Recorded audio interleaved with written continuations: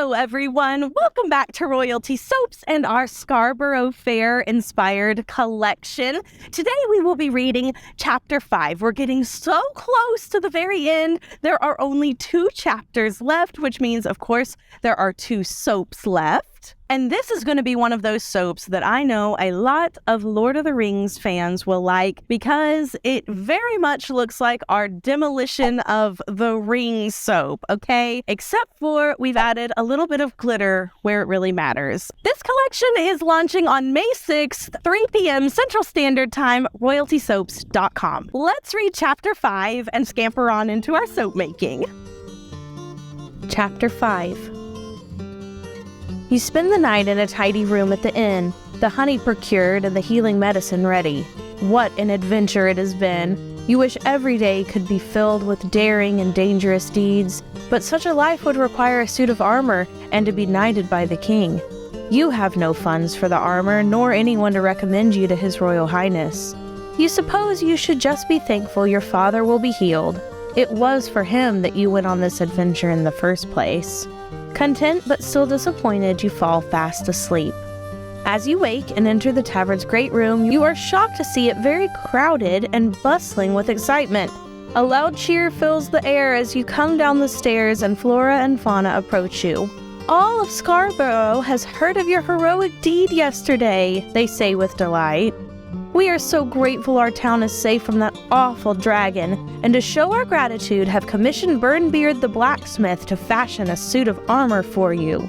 A burly man with a long black beard approaches you then with a shining suit of armor complete with a red feather in the helmet. You are overwhelmed and shocked, unable to say more than a quiet, "Thank you.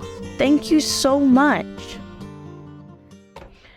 Is this the soap that I have the most trepidation about this month? Absolutely it is. Whenever I'm designing a soap that is very specific to a certain group of artisans or people, I always feel like I am walking on eggshells because there is no PR team. There is no research and development. It's just me.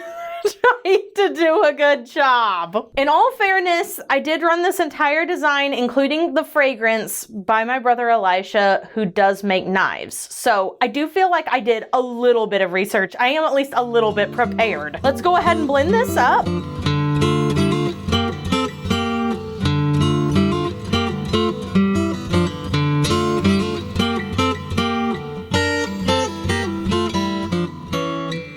This blended as much as it needs to be right now. Because this is going to be layered and because some of the layers don't have fragrance in them, it's going to take a long time for everything to set up, and I don't want anything to move too quickly because I over blended. Now it's time to measure off some incredibly specific accent colors. When you're doing any sort of flames or fire or layers like this, you just have to make sure you have enough to cover every single layer before the one that you are pouring. If that was a confusing explanation, hang tight and I'll show you it in real time. Half of my soap batter has been divided into accent colors, and now the other half will be our soap base that is fragranced, which means this particular soap will have half the amount of fragrance as our normal soaps. However, the scent I'm using is Embers. This is a custom blend. It is a proprietary blend. This is the old Dragonfire and Brimstone fragrance that I made for our Lord of the Rings collection a long time ago. It is a bestseller here at Royalty Soaps, and it's extremely strong. So I feel very confident in the decision to add half as much fragrance into this batch. Let's start with our first accent. This is going to be red. It's going to be the darkest color in our fire, and it is colored with a Trial by Fire from Nurture Soap. Got our teeny tiny scraper here just to get all that extra stuff off. And let's go ahead and blend this up. I'm going to blend a really long time. I want this batter to be very, very thick. All right, that's going to be enough for this layer. And now I'm going to mix up our second layer, even though I haven't poured this one. And again, that is just to help everything set up and start moving along, because without the fragrance oil, it really can take forever. For the next layer, we're going to add some orange. We have Orange Vibrance Mica from Nurture Soap and a little bit of Orange Flotation Device from Mad Micas. This is just a neon orange to help anchor the original color a little bit more and to make it very vibrant in the finished product. Blend this up. I'm monitoring the process of thickening in my other accent colors, and it's taken a long time, folks. So I'm just gonna go ahead and mix up accent color number 3. This is a mix of True Yellow from TKB Trading and Tennis Ball Breaker from Mad Micas. Yellows typically fade a lot in cold process soap. I have yet to find a regular yellow mica that ends up being as bright as I want it to be. So I always anchor it with a neon, and we'll blend this up. Am I going to go ahead and mix up my black base color? The answer is no, because that's the one with the fragrance oil in it, and it will move super fast. So here are accents 1, 2, and 3. We're gonna allow them all to thicken up for probably 10 minutes or so. This is gonna take a while. Admittedly, I had to wait about 25 minutes for this to set up. And by set up, I mean I can move this from side to side. There's a little bit of jiggle, but not much. So what I'm going to do is I am going to add a little bit into each soap loaf here. I should probably start with less. I can always add more. And this is the first layer of our blacksmith flame. So we're just gonna add a little bit here. It doesn't have to be even, you know, fire is not even. But I do want to make sure, of course, that every single bar gets some. That is important. By the time we get to the last layer, we will probably end up with yellow that ends up going across the entire loaf. And that's completely fine. I just have to make sure that I get fire into every single bar. And then I'm leaving about this much in my container so that I can put this on top of the soap and make some more little flames. All right, now I'm going to take a popsicle stick and I'm just going to add some texture to the places that are kind of flat all over, just like this. Also pulling some in if it has gone a little bit too far to one side. Okay, everything has texture now. So I'm going to start adding in some orange. I'm going to be a lot less picky with this particular fire setup than I have been with others in the past. I just don't think it's that important to the integrity of the design. All right, got enough in, left some for the top. I'm gonna take that same tool and try to push it down over as much red as I can quickly. Again, we're not going for anything incredibly perfect here. Just gonna texture that up, texture this up. I'm leaving a little bit of a crack between each loaf here, but barely. You can see there's not even one right here.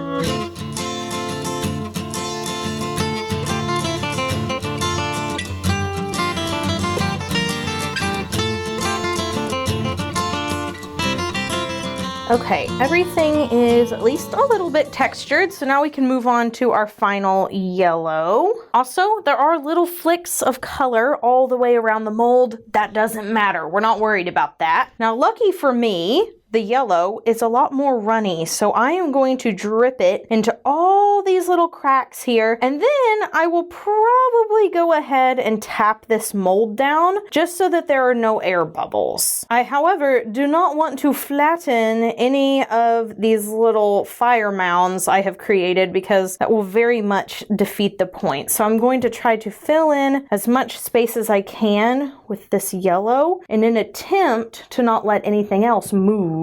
Yeah, I think that'll work out just fine. I've left a little in there for the top of the batch, and now I can wiggle this around a little bit, just a little. Again, trying to get rid of all the cracks that I can.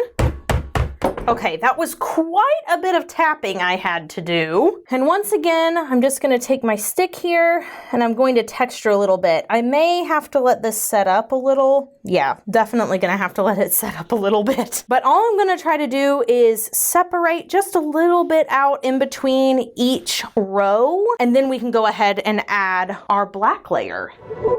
Okay, I textured that last layer, so now it is time to work on the final layer. Now, in my fragrance blend here, I have some activated charcoal. This is really great for the skin. I have a little bit of black oxide, and I have some flecks of gold stardust. I added the gold to represent whenever a blacksmith hits metal on an anvil, the sparks that fly. So it's gonna look like sparks and then the fire underneath it. So I'm just gonna blend this up with my stick blender because there is definitely some stuff that has settled on the bottom of the container.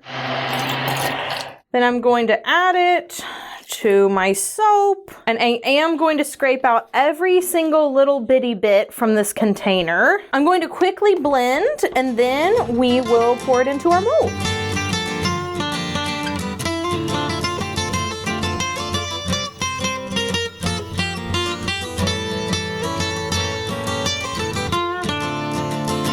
Ugh, this smells so good. The rest I am going to have to blend by hand though, because it is getting really thick and it hasn't incorporated all of the color. In future batches, I may have to actually make 2 batches of soap because it just took those other ones way too long to set up so that my base layer is all gloopy, but you can probably see the flecks of gold in it. I'll try to bring it up. We'll see if the camera can pick them up. You see those gold flecks in there? Looks super good. I am scraping the sides and getting the corners. Those are the absolute worst about refusing to get incorporated. All right, and that's probably the best I can hope for. Everything is pretty firm at this point, but this batter is really heavy, so here's to hoping that I don't mess anything up with this pour. Also, once I get everything covered and even on the top, I am going to tap it down in an attempt to remove any of the air bubbles. Okay, all right, let's shimmy this around and tap it down. Okay, there were a few, but not that many, honestly. All right, I can go ahead, pour the rest of this in there. All right. I'm gonna settle all this in, tap it down one more time to make sure everything is evenly distributed. Okie dokie, so now I can take all of those accent colors and put them on top. Some of these are pretty hard at this point. All right, we'll put the yellow on there as well, which is a lot more runny than the other two. Gonna mix up some gold for the top. Go ahead, pour that on top. Cool. And then I'm simply going to touch the top like this, smear some of it around, kind of get all those colors incorporated if I can. Again, some of them are kind of blocky, like that one. It's a little hard to move those around.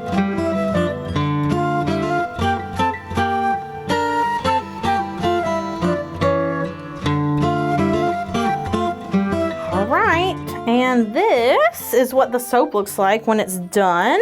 Now I am gonna spritz the crap out of the top of this soap with rubbing alcohol. It is a mostly black soap, so it will probably ash, and I will probably steam the top of it tomorrow. But to try and avoid the ash as much as humanly possible, I will be adding a wooden top to the soap. Tomorrow we'll come back and we'll steam it, and then we will split this slab into loaves and cut the loaves into bars after this quick commercial break.